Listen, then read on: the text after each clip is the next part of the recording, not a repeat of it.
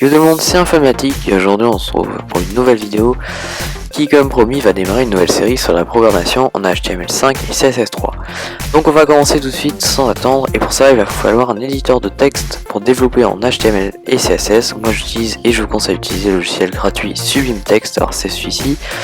Vous voyez, c'est écrit là, et donc c'est un logiciel qui va vous permettre de développer même pas qu'en HTML et CSS, mais bon, moi j'utilise pour ça.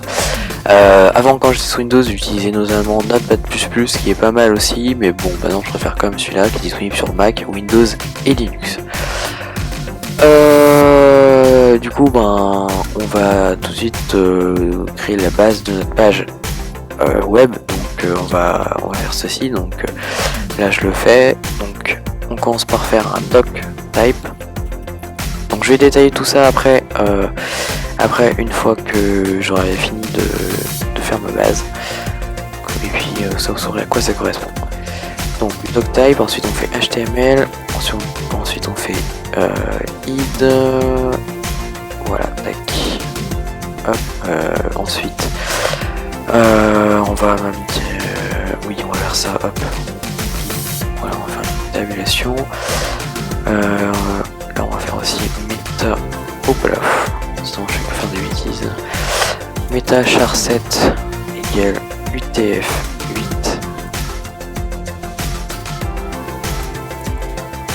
ensuite on va faire title,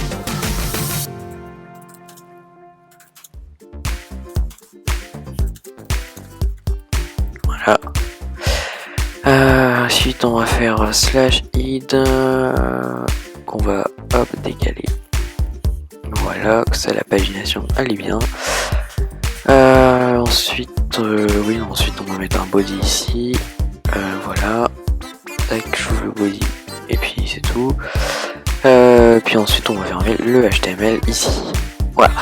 Donc voilà la base d'un site web. Tous les sites web ont au minimum ceci. Bon, c'est pas obligatoire qu'il y ait le doctype, mais c'est fortement conseillé parce que vous allez voir que sinon il peut y avoir des sites, des soucis sur votre site plus tard.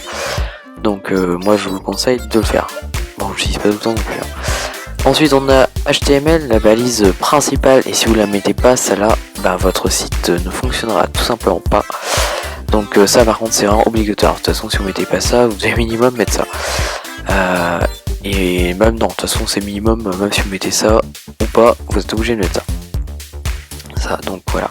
Ensuite on a le id. Id ça signifie la tête en anglais, donc simplement le haut de la page, ou du moins ce qui correspond au nom du site. Donc en fait ça correspond à vraiment plein de choses.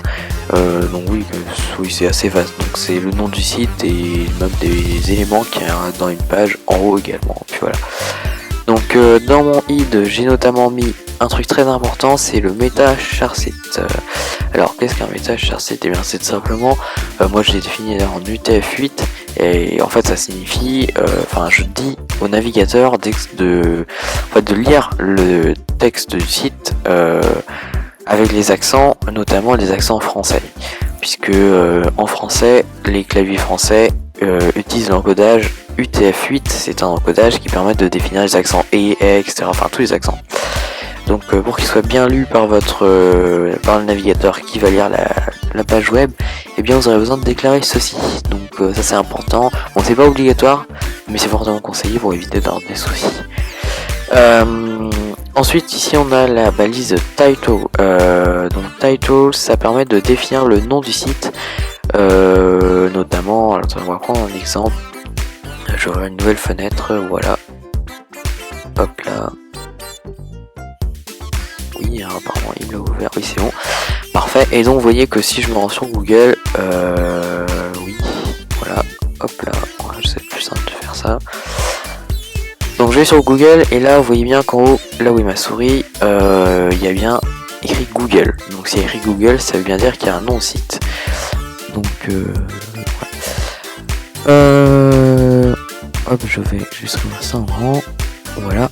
Et donc ici on a donc le nom du site.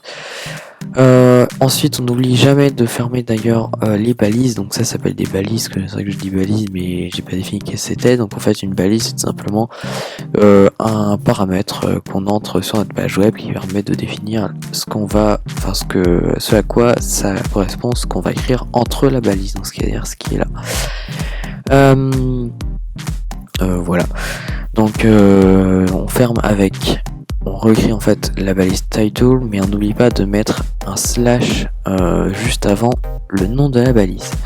Ensuite, on fait la même chose avec id, donc voilà, et en dessous, j'ai passé une ligne, c'est pas obligatoire, hein, mais c'est mieux pour que ce soit plus lisible pour vous quand vous faites votre page web. Et donc j'ai passé une ligne pour que vous puissiez bien voir que j'ai séparé, que j'ai ouvert mon body. Alors body en anglais, c'est-à-dire le corps, donc c'est vraiment la page, enfin c'est la page en elle-même, son contenu qui va vraiment être ici, il va être là-dedans, donc c'est vraiment tout quoi. Donc on l'ouvre ici. J'ai passé une ligne assez pareille, hein. Si vous avez rien à mettre dedans, vous pouvez très bien faire ça, mais bon, je le fais comme ça parce que c'est beaucoup mieux. Voilà. Et donc ici on a la fin de HTML qui est voilà ici parce que c'est comme ça. Donc on va enregistrer notre document. Donc pour l'enregistrer, vous cliquez tout simplement sur File, Save. Et vous pouvez mettre Save with Encoding, donc justement l'UTF-8 pour qu'il détecte les accents. C'est pas obligatoire, mais bon, vous pouvez le faire. Donc, voilà. Moi je le fais en enregistrement classique.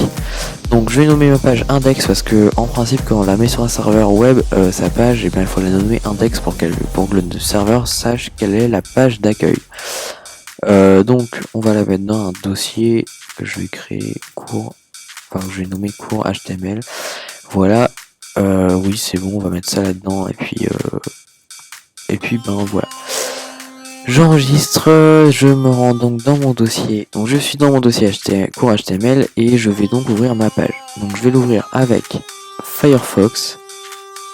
Voilà, et vous voyez qu'il n'y a absolument rien, mais c'est tout à fait normal parce que en fait ici bien j'ai rien mis dans le body que vous pouvez voir ici, oui dans mon body, et c'est vide, donc forcément il y a rien.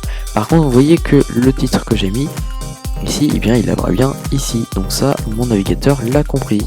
Donc on peut mettre un nom par exemple, on peut mettre par exemple comme nom de site pour site cours numéro 1. Voilà, j'enregistre et normalement si j'actualise ma page, voilà, c'est bon, il a mis site cours numéro 1. Ensuite dans le body on va mettre quelque chose, on va mettre par exemple la balise center. Et center ça définit en anglais le centre, donc qu'est-ce qu'on va mettre au centre de la page, donc bien le milieu quoi, le milieu en haut. Je vais mettre par exemple un premier titre. Hop, je ferme ça, j'enregistre et là vous voyez hop un premier titre qui est centré. Donc si j'enlève mes balises center, vous allez voir que ce ne sera plus centré. Voilà, je retourne ici, donc c'est bien important de les mettre. Voilà, on peut également mettre en gras. Donc on définit la balise strong, c'est une balise qui sert qu'à ça. De toute façon elles servent toujours qu'à une utilisation précise des balises, et vous voyez que c'est bien en gras. On peut agrandir cela également en mettant un type de taille, donc la taille H1 qui est très gros. On peut diminuer en taille en mettant H2, et là faut bien pas oublier de changer les deux balises et ça devient de plus en plus petit, etc. On peut être encore même plus précis, mais dans ce cas là je vous conseille de l'ajouter ou à strong ou center, ou bien de créer une div. Alors div ça veut dire quoi? Et bien ça veut dire tout simplement c'est-à-dire qu'en fait c'est comme une catégorie ou un élément.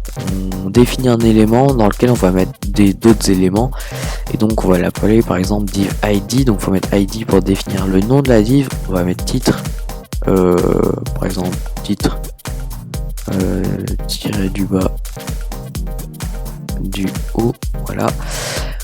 Je ferme, enfin on n'oublie pas de fermer ici nos petits crochets, enfin pas si, non c'est pas des crochets, c'est des apostrophes, voilà. Ah, c'est même pas les apostrophes, c'est je sais plus comment ça s'appelle, non c'est pas grave. Donc vous fermez ça, vous fermez également votre balise, vous fermez ici votre balise également, et vous mettez en option, ici en option de l'ID, vous mettez un style qui signifie simplement du CSS, et vous pouvez mettre font-size, voilà il me le propose, et on peut mettre jusqu'à les 100 px, donc 100 pixels de taille. Voilà, on enregistre et ça va être beaucoup plus gros. Voilà. Alors cela, on peut le faire également, au lieu de mettre une balise style, on peut la mettre, et c'est là l'important du langage CSS, c'est que comme j'ai défini ici,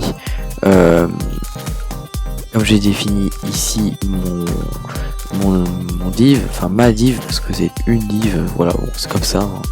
Les développeurs ont décidé que ça s'appelait une div, et donc ben voilà. Donc on peut, là on a donné un nom, on va pouvoir changer ça dans un autre fichier qui va falloir définir en fait dans le id.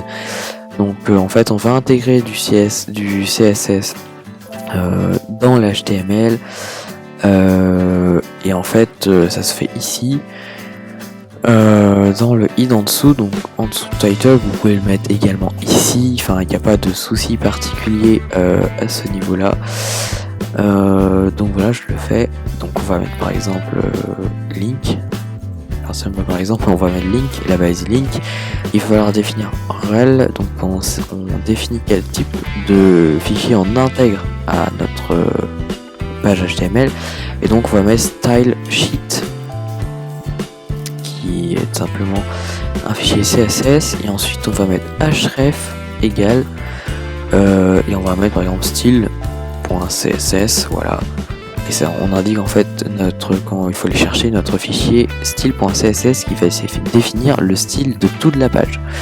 Donc voilà, on ferme ça par un slash et une fin de link, fin de la balise link, fin comme ça, voilà. Parce que tous les balises n'ont pas toujours deux balises, pardon, et du coup il y en a qui ont juste une seule balise et on la fait directement comme ça. Donc normalement maintenant il va aller chercher mon style.css, bien évidemment j'ai pas fait le fichier style.css, donc on va le faire tout de suite.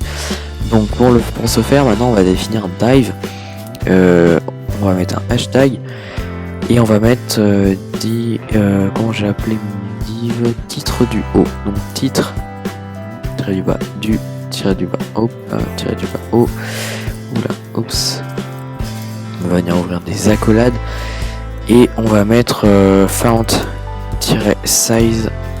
2.100px, point virgule, on n'oublie pas de mettre le point virgule, c'est très important en CSS, on met le point virgule pour définir qu'il y a une séparation, que ça si je mets une autre fonction, par exemple couleur, de point black, voilà, et bien il va pas la mélanger, parce que si j'enlève ça, il va fondre plus ou moins, il va ajouter 100px et color à font size. En gros on va mettre une taille qui a 100 pixels et qui a la taille color. Or ça n'existe pas, les tailles color c'est pas une unité de mesure, rien du tout, donc ça va en gros embrouiller votre code, donc n'essayez pas de le faire. N'oubliez pas de mettre des points virgule. Maintenant on va donc faire notre fichier style.css, on l'enregistre, on le met du même nom qu'on a mis dans l'HTML, vous voyez ça y est, le logiciel a bien détecté, c'est du CSS, on vient l'enregistrer ici, et là, oh là, pardon, j'ai une petite erreur. Donc j'ai mis dive, j'ai bien nommé ça style. Peut-être que j'ai mal nommé ça, à la rigueur. Hop là, j'ai même pas besoin de mettre ça, je suis bête. Hop. Voilà, c'est juste parce que je n'avais pas besoin de mettre div, je sais pas pourquoi j'ai mis div, vraiment. Je commence à mélanger tous les codes, parce que c'est vrai que je fais beaucoup de programmation. Du coup il m'arrive souvent de mélanger, voilà, plusieurs choses, parce qu'en fait c'est comme si je parlais anglais, français, allemand, voilà, tout ça d'un coup, donc du coup ça fait des sacrés mélanges. Voilà, donc vous voyez que j'ai mis par exemple black ici, c'était une option, on peut mettre red, hein, et on va pouvoir modifier la couleur de notre texte. Donc ça c'est pour, ça évite en fait de mettre ici style, qui peut être la même chose, hein, on peut faire exactement la même chose avec style et le fichier style.css, mais bon, pour faire professionnel en général on rajoute un fichier CSS, donc comme celui-ci. Voilà, on peut également faire ça au body, Donc par exemple body, voilà, on va ouvrir des accolades et puis on peut mettre, je ne sais pas, font family, et on va mettre Arial par exemple, qui est la police Arial. Donc maintenant il va nous mettre ça en Arial, vous voyez la police a changé. Et ça c'est pour tout le body, donc tout ce qu'on va mettre dans le body ici, tout ce qu'on va mettre ici en fait, entre ces deux balises, donc tout ça.